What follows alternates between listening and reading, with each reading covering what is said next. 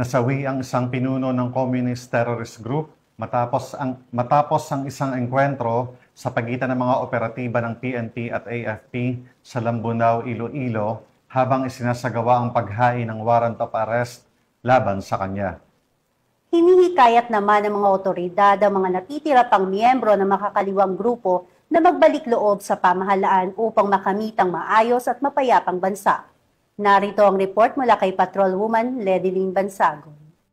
Ilang bahagi ng patuloy na kampanya ng Philippine National Police laban sa kriminalidad, terorismo at insurhensya, matagumpay na nagsagawa ng operasyon ng pinagsanib na pwersa ng PNP na nauwi sa inkwentro habang isinasagawa ang paghain ng warrant of arrest laban sa mga kilalang leader ng communist terrorist group nito lamang ika-5 ng Oktubre taong kasalukuyan sa Barangay Gubaton, Lambunao, Iloilo.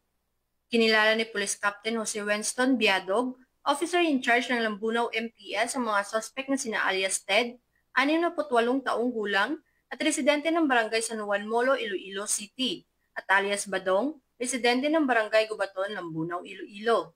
Ayon sa ulat ng Lambunao Municipal Police Station, isinagawa ang operasyon ng pinagsanib na pwersa ng mga tauhan ng Regional Intelligence Division, PNP Intel Group, Regional Mobile Force Battalion 6, Lambunao MPS, Philippine Army at iba pang kaukulang unit ng pulisya at militar. Layunin ng operasyon ay patupad ang mga warrant of arrest laban kay alias Ted para sa kasong attempted murder at double attempted murder sa ilalim ng criminal case number 221283 at 14179. Sa pagtugon ng mga kapulisan sa lugar upang ipatupad ang nasabing warrant, agad na nagpaputok ng baril ang mga suspect na nagresulta sa isang palitan ng putok.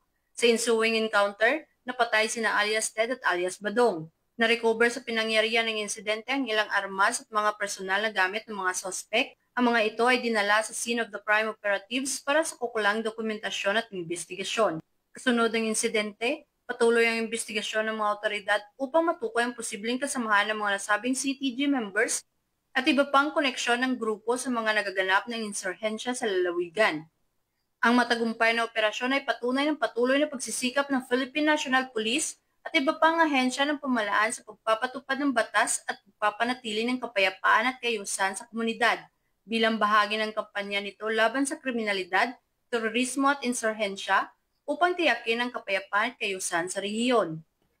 Mula dito sa Police Regional Office 6, ako ang inyong Police News Network Correspondent, Patrolwoman Ledilyn Bansagon, alagad ng batas, taga-taguyod ng Balitang Pulis.